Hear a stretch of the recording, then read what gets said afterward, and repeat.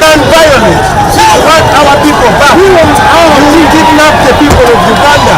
They are being tortured. They are being murdered. We are non-violent. And we demand of you to respect the law. We demand of you, police, military, all security operatives. We demand of you to respect the right to life of the people of Uganda. We are non-violent. We are